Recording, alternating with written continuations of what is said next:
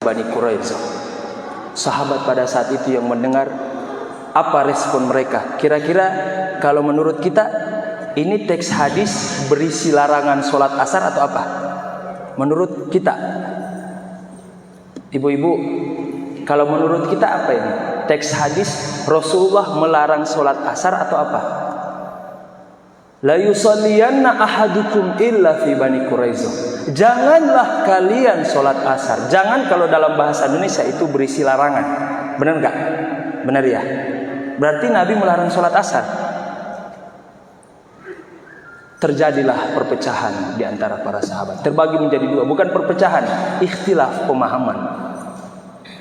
Sahabat yang lain atau satu sahabat, mereka memahami bahwa ini makna istijal, disuruh bersegera.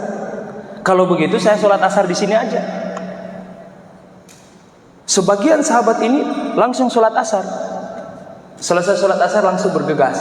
Yang lain memahami sesuai dengan teksnya. Oh, Rasulullah melarang kita untuk sholat asar di sini. Pergi.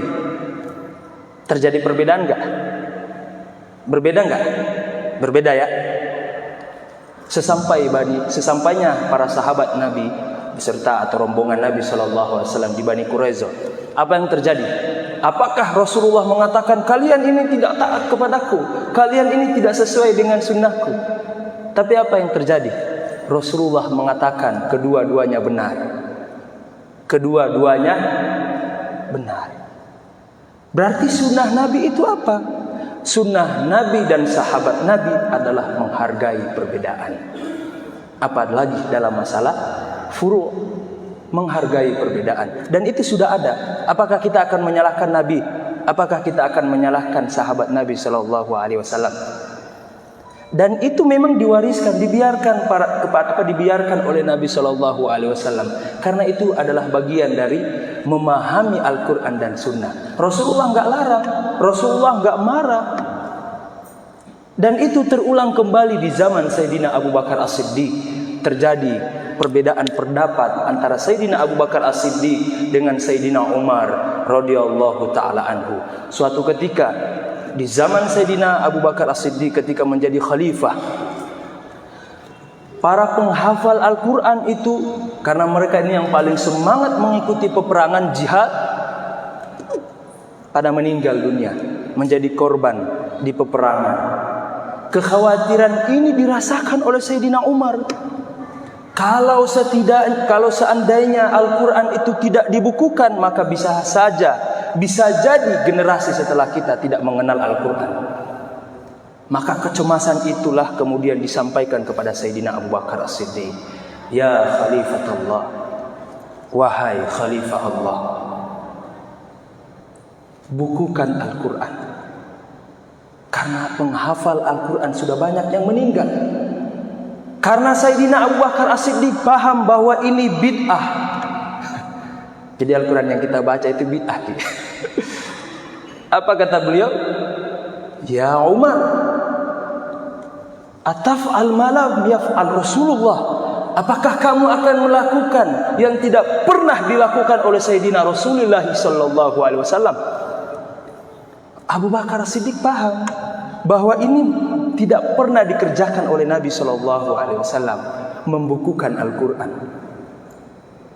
Tapi didesak lagi oleh Sayyidina Umar, karena ini maslahat, wahai Sayyidina Abu Bakar As-Siddiq. Ini maslahat kalau kita tidak mengumpulkan sekarang, generasi setelah kita tidak akan pernah mengenal Al-Quran. Diyakinkan kepada Sayyidina Abu Bakar As-Siddiq, baru beliau membukukan Al-Quran. Itu berarti perbedaan itu adalah bagian dari sunnah Rasulullah. Sayyidina Uthman pernah berbeda dengan salah seorang sahabat Nabi. Disebutkan Sayyidina Abdullah bin Abbas, kalau mazhabnya Sayyidina Uthman, walaupun safar beliau tidak akan pernah mengambil jamak qasar. Beliau menyempurnakan rakaatnya. Sedangkan Sayyidina Abdullah bin Abbas, beliau akan mengambil rukhsah itu. Ini perbedaan, tapi mereka tidak gontok-gontokan karena mereka faham inilah sunnah Nabi SAW. Karena Rasulullah tidak hanya menurunkan wahyu, tapi juga menurunkan pemahaman untuk memahami Al-Quran dan Sunnah itu. Sampai di sini paham Bapak Ibu sekalian? Nah, Bapak Ibu sekalian melakukan Allah, dari hadis ini kita bisa ambil kesimpulan bahwa definisi bid'ah hari ini harus dikoreksi. Karena sebenarnya masalah bid'ah ini, terutama masalah definisi bid'ah, itu sudah disepakati oleh para ulama kita. Semua ulama kita, lintas mazhab, terutama yang 4 ini, semua mengakui adanya keberadaan bid'ah hasanah dan bid'ah sayyi'ah. Terutama Imam Syekhul Islam Ibn Taimiyah. Beliau itu punya buku, nama bukunya apa? Majmu' Fatawa. Beliau menggunakan istilah yang lain untuk membagi bid'ah. Bid'ah idhofiyah dan bid'ah lugawiyah, yang sama-sama mengakui adanya keberadaan pembagian bid'ah. Hari ini kita, sebagian kita mengatakan, oh kalau nggak dikerjakan oleh Nabi bid'ah. Buktinya hadis ini, buktinya kisah yang dibawakan, riwayat yang sahih. Maka kita akan menuduh, kalau kita mengatakan yang tidak pernah dikerjakan oleh Nabi adalah bid'ah, maka kita akan menuduh sahabat-sahabat Nabi sebagai pelaku bid'ah. Sayyidina Anas bin Malik radhiyallahu taala anhu, orang terdekat Rasulullah, berkhidmah kepada Rasulullah selama 13 tahun kurang lebih. Di antara kebiasaan beliau apa? Dan ini yang dilestarikan, yang dijaga oleh kaum muslimin sampai hari ini. Di Makassar juga ada kalau nggak salah. Kalau habis khataman Al-Quran bikin acara, ada ya, tasyakuran, ada Ki Ustadz ya, ada ya. Di antara kebiasaan sunnah beliau adalah berihtifal, merayakan khataman Al-Quran. Jadi kalau selesai baca Al-Quran dari juz 1 sampai juz 30, beliau selalu mengajak semua keluarganya untuk merayakan, ya, sebagai tanda wujud tasyakuran karena Allah masih mengizinkan dia untuk membaca Al-Quran. Apakah kita akan mengatakan, oh tasyakuran khataman Al-Quran itu bid'ah? Ada yang berani mengatakan bid'ah kepada Sayyidina Anas bin Malik? Hasyalillah, subhanallah. Siapa kita dibandingkan beliau? Emang ilmu kita lebih tinggi dari beliau? Emang kedudukan kita lebih tinggi dari beliau di sisi Allah Subhanahu wa taala? Subhanallah. Bapak Ibu sekalian yang dimuliakan Allah. Jadi definisi bid'ah itu bukan yang tidak pernah dikerjakan oleh Nabi. Dikatakan bid'ah, bukan itu definisinya. Coba silakan merujuk kepada baik buku-buku yang bersifat ta'rifat, definisi-definisi, ataupun kitab-kitab fikih, kitab-kitab bahasa yang mengkaji tentang definisi bid'ah. Tidak ada para ulama kita yang menyebutkan bahwa bid'ah itu yang tidak pernah dikerjakan oleh Nabi, bukan. Imam Abul Barakat, sahibul kitab, beliau punya kitab mengulas tentang definisi-definisi. Imam Asy-Syarif Al-Jurjani, beliau juga punya kitab yang membahas tentang definisi-definisi kata. Imam An-Nawawi rahimahullah juga punya kitab Asma' wal Lughat yang membahas tentang bahasa. Apa semua mereka membahas definisi bid'ah itu, ya. Kalau secara bahasa, ma ahdatsa ala ghairi mithalin sabiq, yang tidak pernah ada sebelumnya, bukan tidak pernah dicontohkan oleh Nabi. Maka Allah itu kita katakan sebagai badi'us samawati wal ard. Kalau kita terjemahkan secara kasar, ya mohon maaf, Allah itu pelaku bid'ah. Dalam artian apa? Allah menciptakan langit dan bumi. Dahulu langit dan bumi ini enggak ada, maka Allah dikatakan badi'. Allah dikatakan badi', Tuhan yang menciptakan sesuatu yang sebelumnya belum ada. Itu secara bahasa. Apalagi secara syar'i, secara istilah. Para ulama kita tidak mendefinisikan bid'ah secara syar'i apa yang tidak dikerjakan oleh Nabi. Karena ini nanti akan melanggar banyak aturan, akan melanggar nilai-nilai dalam Islam. Banyak hal yang akan kita bid'ahkan. Apalagi hanya sekedar modal satu hadis kullu bid'atin dhalalah, Kullu di sini kita akan hantam semuanya. Masjid juga bid'ah, AC juga bid'ah, mikrofon juga bid'ah. Oh enggak Ustaz, itu kan cuma masalah dunia. Sejak kapan Rasulullah membagi masalah bid'ah dunia di sini? Padahal di sini kullu semuanya. Makanya penting untuk merujuk kepada ulama kita. Bapak Ibu sekalian hadirin yang dimuliakan Allah. Terus apa definisi bid'ah menurut istilah atau syar'i? Nah, definisi bid'ah secara istilah, secara syar'i, apa-apa yang melanggar usulus syariah, yang melanggar syar'i. Jadi semua yang baru yang tidak sesuai dengan syar'i atau syariat, itulah yang namanya bid'ah. Adapun yang sesuai dengan nilai-nilai syar'i, itu bukan bid'ah. Dari mana dalil itu? Hadis Ibunda Aisyah, hadis yang sahih diriwayatkan oleh Imam Bukhari dan Muslim. Rasulullah bersabda, "Man 'amila 'amalan laisa 'alaihi amruna fahuwa raddun." Man 'amila 'amalan, siapa yang beramal man 'amila 'amalan laisa 'alaihi amruna, yang tidak sesuai dengan perintah kami, yang tidak sesuai dengan usul syariat, laisa 'alaihi amruna, ini takhid. Dalam kajian usul fikih ini pengecualian. Jadi semua yang baru yang tidak sesuai dengan nilai-nilai syariat, fahuwa raddun, dia tertolak. Jadi dikembalikan kepada usul syariat. Salam-salaman setelah sholat, apakah itu bid'ah? Di dalam hadis yang lain kita diperintahkan untuk menyebarkan salam, sebagaimana wasiat Rasulullah kepada Sayyidina Anas bin Malik, ya, untuk kata beliau apa? Mata laqaita min ummati ahadan fasallim alaih. Kapan engkau bertemu dengan umatku, siapapun dia, baik anak kecil maupun anak orang besar, yang kamu kenal maupun yang tidak kenal, fasallim alaih, berikan salam. Hari ini kan kita nggak begitu Bapak Ibu sekalian. Yang sesuai dengan kelompok kita yang kita kasih salam.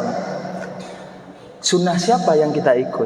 Sedangkan sunnah Nabi mengajarkan kita untuk menebarkan salam kepada siapapun, baik yang sepemahaman dengan kita maupun yang tidak sepemahaman dengan kita. Ya, syukron ki. Makasih. Ini sunnah Nabi.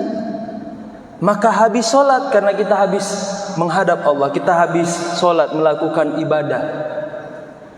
Kata para ulama kita, di antara bid'ah hasanah, ya, karena dia sesuai dengan usul syariah menganjurkan kita untuk menebarkan salam, maka kita dianjurkan untuk bersalam salam.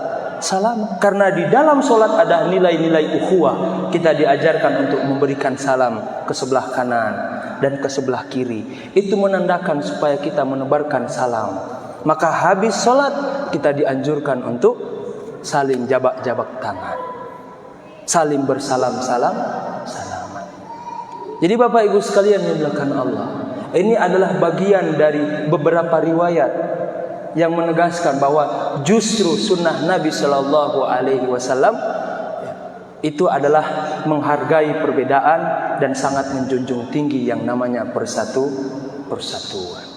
Karena ulama kita, kata para ulama kita, jadi ikhtilafuhum rahmah. Jadi Rasulullah itu ada satu hadis yang disaring oleh para ulama kita, ya, yang berbunyi ikhtilafuhum. Jadi umatku itu perbedaan pendapat mereka adalah rahmat dan kesepakatan mereka adalah hujjah.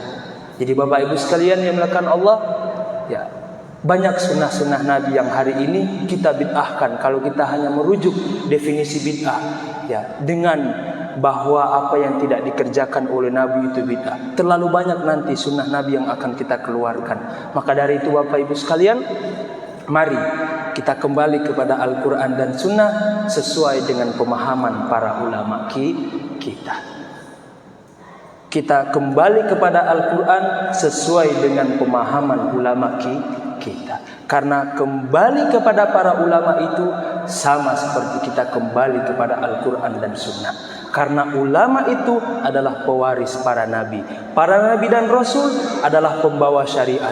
Maka ulama-ulama inilah yang meneruskan membawa pemahaman terhadap syariat.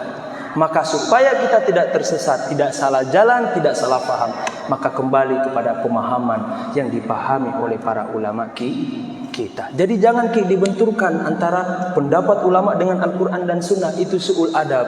Su'ul adab kepada Allah, su'ul adab kepada Rasulullah. Karena yang menjuruh kita untuk kembali kepada para ulama kalau terjadi perbedaan adalah Allah. Yang menyuruh kita untuk kembali kepada pemahaman kalau terjadi perbedaan adalah Rasulullah. Maka membenturkan dua kebaikan, su'ul adab kepada Allah, su'ul adab kepada Rasulullah. Terus kita mengakui saya umatnya Rasulullah. Maka dari itu Bapak Ibu sekalian, mari kita kembali kepada Al-Quran dan Sunnah yang sesuai dengan pemahaman para ulama kita, yang menghargai perbedaan, yang menjunjung tinggi persatuan. Semoga pada kesempatan kali ini bisa memberikan pencerahan bagi kita semuanya untuk kita menghargai perbedaan, menghargai pendapat yang lain, dan menjunjung tinggi yang namanya persatuan. Lebih dan kurangnya saya mohon maaf. Yang benar semuanya datang dari Allah, yang salah, yang keliru datang dari keterbatasan ilmu saya, datang dari syaitan. Saya mohon ampun kepada Allah, dan saya minta maaf, meminta pintu hati Bapak Ibu sekalian untuk dibukakan. Kalau sekiranya ada kata-kata saya yang membuat Bapak Ibu tersinggung, tolong dimaafkan. Agar lebih berkahnya pertemuan kita hari ini, kita tutup dengan membacakan doa sebagaimana yang diajarkan oleh Rasulullah SAW. Sehabis majelis kita membacakan doa. Astaghfirullahaladzim, astaghfirullahaladzim, astaghfirullahaladzim. Bismillahirrahmanirrahim. Alhamdulillahi rabbil alamin, hamdan syakirin, hamdan na'imin, hamdan yuafi ni'amahu yukafi mazidah. Ya Rabbana lakal hamdu kama yanbaghi lil jalali wal ijmal karim wa azim sultanik. Allahumma salli wa sallim ala habibina wa syafi'ina wa maulana Muhammad. Allahumma innaka afuwun tuhibbul afwa fa'fu anna ya karim. Ya Allah biha, ya Allah biha, ya Allah bihusnil khatimah. Allahumma taqabbal minna wal muslimin. Allahumma taqabbal minna wal muslimin. Rabbana atina fid dunya hasanah wa fil akhirati hasanah wa qina adzabannar. Subhana rabbika rabbil izzati amma yasifun wa salamun alal mursalin walhamdulillahi rabbil alamin. Subhanaka Allahumma bihamdik asyhadu an la ilaha illa anta wa astaghfiruka wa atubu ilaik. Billahi taufiq wal hidayah. Tsumma assalamu alaikum warahmatullahi wabarakatuh.